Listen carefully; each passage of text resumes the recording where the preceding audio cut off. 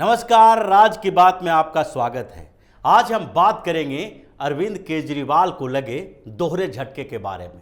बात करेंगे कि एलजी ने किस तरीके से सीएम अरविंद केजरीवाल के ऊपर नकेल कस दिया है, दिल्ली सरकार को नोटिस जारी किया है और साथ ही ये भी बात करेंगे कि दिल्ली हाईकोर्ट ने अरविंद केजरीवाल के मुंह पे जो तमाचा जड़ा है उससे केजरीवाल के पाखंड की पोल खुल गई है। तो शुरुआत करते हैं नए एलजी वीके सक्सेना के उस नोटिस से।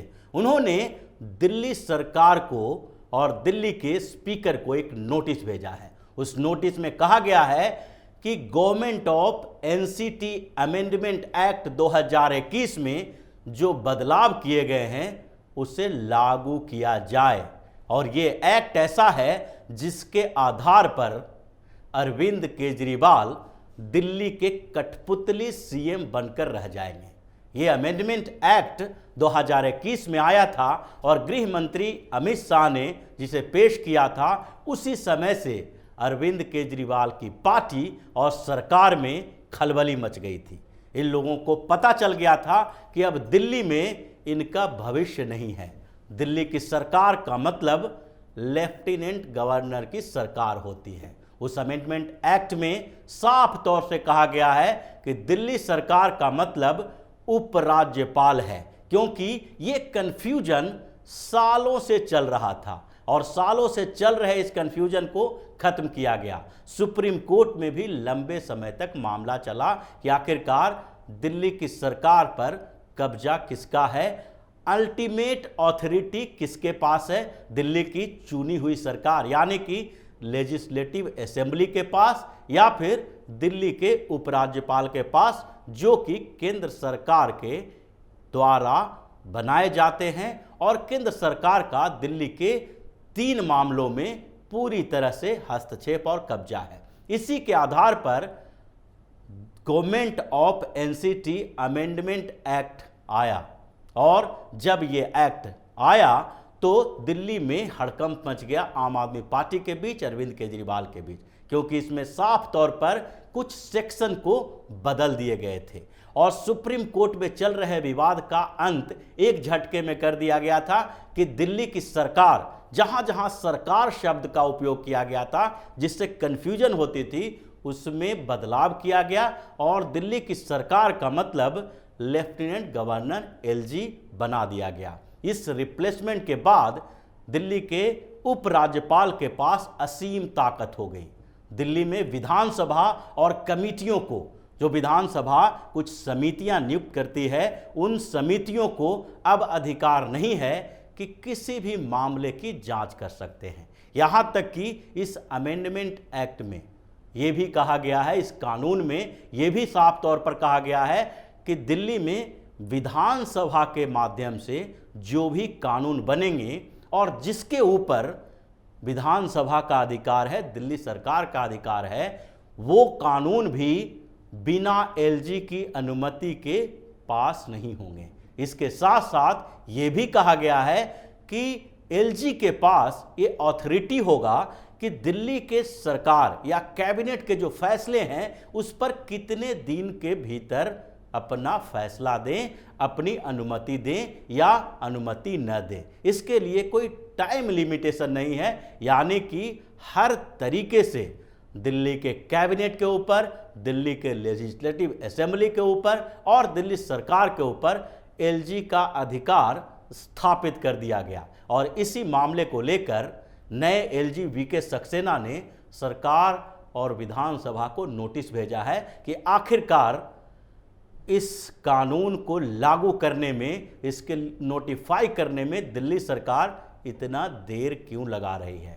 5 दिन पहले से ही ये नोटिस भेजा जा चुका था और स्पीकर इस पर जवाब नहीं दे रहे थे। इसके बाद ये खबर मीडिया में भी आई और आम आदमी पार्टी इस बात के लिए हंगामा कर रही है कि एलजी ने कैसे इस बात को लीक कर दिया। लेकिन एलजी ने इस खबर को लीक नहीं किया है, बल्कि स्पीकर और विधानसभा को जो नोटिस भेजे गए थे दिल्ली सरकार से, जो कहा गया था एलजी के माध्यम से कि जल्द से जल्द इस कानून को लागू करें और जितनी दिल्ली सरकार की कमेटियां हैं उससे सारे अधिकार छीन लिए जाए इंक्वायरी के। आप केवल दैनिक कार्य को या डेवलपमेंट के जो काम हैं उसका निरीक्षण कर सकते हैं, उसकी जांच का अधिकार आपके पास नहीं है। और इसीलिए इस अमेंडमेंट के बाद जो दिल्ली के नए लेफ्टिनेंट गवर्नर बनाए गए वीके सक्सेना, उन्होंने शुरू से ही अपनी एक्टिविटी तेज कर दी। आने के साथ ही उन्होंने कई बैठकें ली, दिल्ली जल बोर्ड की बैठकें ली और उस बैठक में न तो अरविंद केजरीवाल को बुलाया गया और न ही अरविंद केजरीवाल के किसी मंत्री को यानी जल मंत्री को। इसके कारण भी केजरीवाल के जो चमचे हैं वो हंगामा करने लगे थे। केजरीवाल की टीम एलजी के खिलाफ बयानबाजी करने लगी थी। उसके साथ साथ उन्होंने कई डेवलपमेंट वर्क भी देखे और फिर एक्साइज पॉलिसी जो दिल्ली सरकार की थी उसकी सीबीआई जांच की अनुमति भी दे दी। इन बातों से जिस तरीके से झटके पर झटके अरविंद केजरीवाल को लग रहे थे उसमें एक अंतिम झटका एलजी की तरफ से यही है कि अब अरविंद केजरीवाल के हाथों से दिल्ली सरकार की शक्ति खत्म हो रही है। अब वो दिखावे के सीएम रह जाएंगे और उनके मंत्री दिखावे के रह जाएंगे। और इनकी सबसे बड़ी परेशानी इसी बात को लेकर है कि जब एलजी इतने एक्टिव हैं तो दिल्ली सरकार ने जितने कुकर्म किए हैं, पाप किए हैं, घोटाले किए हैं, अब वो परत दर परत खुलने वाले हैं।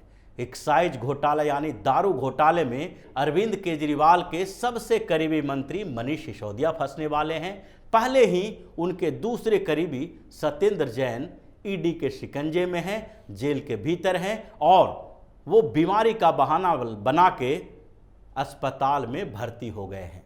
और अब जब एलजी के हाथों में इतनी ताकत आ जाएगी तो उनके पिछले सारे घोटाले, चाहे स्कूल घोटाला हो जो 2000 करोड़ का है जिसकी भी जांच एंटी करप्शन ब्यूरो कर रही है, चाहे वाटर टैंक घोटाला हो जिसकी जांच भी की जा रही है, और साथ में एक्साइज घोटाला यानी दारू घोटाला हो, ये सारे घोटाले धीरे धीरे सामने आएंगे और फिर अरविंद केजरीवाल भी नपेंगे। इसके साथ साथ जो एलजी का झटका लगा है उसके बाद अरविंद केजरीवाल को एक बड़ा झटका सत्येंद्र जैन के मामले में दिल्ली हाईकोर्ट से भी लगा है। दिल्ली हाईकोर्ट में सुनवाई हो रही थी और ये सुनवाई इस बात की थी कि आखिरकार सत्येंद्र जैन के मामले में अरविंद केजरीवाल चुप्पी क्यों साधे हुए हैं। अरविंद केजरीवाल ने अब तक सत्येंद्र जैन को बर्खास्त क्यों नहीं किया है, मंत्रिमंडल से बाहर क्यों नहीं निकाला है। इसके लिए दिल्ली हाईकोर्ट में एक याचिका दायर की गई थी और उसी के ऊपर सुनवाई की जा रही थी। सुनवाई के समय दिल्ली हाईकोर्ट ने कई सवाल उठाए और उन सवालों ने अरविंद केजरीवाल के पाखंड की पोल खोल दी। हालांकि दिल्ली हाईकोर्ट ने साफ तौर पर यह कह दिया कि जो एडमिनिस्ट्रेशन के मामले हैं, जो सरकार के मामले हैं और जो मंत्रिमंडल के मामले हैं, इन मामलों में हाई कोर्ट किसी तरह का हस्तक्षेप नहीं कर सकती, क्योंकि सुप्रीम कोर्ट ने भी ये कहा है कि ये पॉइंट करने वाली अथॉरिटी है, उसको नैतिकता के आधार पर अपना फैसला लेने का अधिकार है। वो सुप्रीम कोर्ट या हाई कोर्ट इसमें हस्तक्षेप नहीं कर सकती कि किसी मंत्री को उनके ऊपर लगे आरोपों के बाद बर्खास्त किया जाए या न किया जाए। लेकिन इस बात पर जो सवाल उठे हैं और दिल्ली हाईकोर्ट ने जो टिप्पणी की है वो अरविंद केजरीवाल के उस पाखंड की पोल खोलता है जिसमें वो ढोल बजा बजा कर, डंका पीट पीट कर ये कहते फिरते हैं कि आम आदमी पार्टी ईमानदारों की पार्टी है, कट्टर देशभक्तों की पार्टी है और अरविंद केजरीवाल दुनिया के सबसे ईमानदार आदमी हैं। दिल्ली हाईकोर्ट ने कहा कि जिस व्यक्ति के ऊपर आरोप लगे हुए हैं और जिसके ईमानदारी पर शक पैदा हो गया है उसको मंत्री बनाए रखना या मंत्री से हटाना मुख्यमंत्री का अधिकार है, क्योंकि मुख्यमंत्री ही अपने कैबिनेट को चुनता है और मुख्यमंत्री को ये सोचना चाहिए कि अगर किसी के ऊपर गंभीर आरोप लगा हुआ है, भ्रष्टाचार का आरोप लगा हुआ है और सामने में सबूत कुछ दिखाई पड़ रहे हैं, तो वैसे में फैसला राज्य के हित में, देश के हित में या फिर लोगों के हित में लिया जाना चाहिए। और ये हित की बात जो है, यही अरविंद केजरीवाल के मुंह पर सबसे बड़ा तमाचा है, क्योंकि अरविंद केजरीवाल वही नेता हैं जो पंजाब में एक मंत्री को इस मामले में बर्खास्त करवा देते हैं, क्योंकि उनके खिलाफ भ्रष्टाचार का मामला सामने आता है, वो कमीशन लेते हुए पकड़े जाते हैं। लेकिन वही अरविंद केजरीवाल दिल्ली में सत्येंद्र जैन के मामले में इतना लिबरल हो जाते हैं कि उनके घर और ठिकानों पर छापेमारी हुई, 3 करोड़ के करीब कैश बरामद हुए, लाखों का सोना बरामद हुआ, कई दस्तावेज मिले। ईडी ने चार्जशीट दाखिल कर दी है जिसमें उन सारे कंपनियों के सारे आरोपियों के नाम हैं जो कि सत्येंद्र जैन के साथ जुड़े हुए हैं और जिन्होंने पूरे इस कॉन्स्पिरेसी को अंजाम दिया है। यानी ईडी ने चार्जशीट दायर कर दी है और सत्येंद्र जैन के खिलाफ सारे मामले सामने आ चुके हैं कि इतना 3-3 करोड़ कैश, लाखों का सोना, इतने फ्लैट्स और दस्तावेज, सेल कंपनियों से करोड़ों रुपया की हेरा फेरी, ये सारे सबूत जब सामने हैं तो अरविंद केजरीवाल अब तक उन्हें बर्खास्त क्यों नहीं कर रहे हैं, उन्हें मंत्री की सारी सुविधाएं क्यों दे रहे हैं? ये सवाल हाई कोर्ट में उठा और हाई कोर्ट का एक करारा तमाचा अरविंद केजरीवाल की मोरालिटी पर लगा है। तो इस तरह से देखा जाए तो अभी अरविंद केजरीवाल ने वो नैतिक अधिकार खो दिया है जिसके आधार पर वो दिल्ली के सीएम बने रहें, जिसके आधार पर आम आदमी पार्टी को वो ईमानदार पार्टी कह सके और आम आदमी पार्टी के नेताओं को ईमानदार नेता कह सके। उन्हें इन सारे घटनाओं के बाद, इतने बड़े बड़े आरोपों के बाद दिल्ली के मुख्यमंत्री के पद से इस्तीफा दे देना चाहिए। आम आदमी पार्टी के उन नेताओं को बर्खास्त करना चाहिए, भगाना चाहिए और सत्येंद्र जैन को तुरंत ही मंत्री पद से हटा देना चाहिए। तो इसी तरह की खबरों के साथ फिर से हाजिर होंगे। तब तक के लिए बने रहिए हमारे साथ और देते रहिए हमें सहयोग, ताकि इसी तरह की खबर हम आपके लिए लाते रहें। धन्यवाद।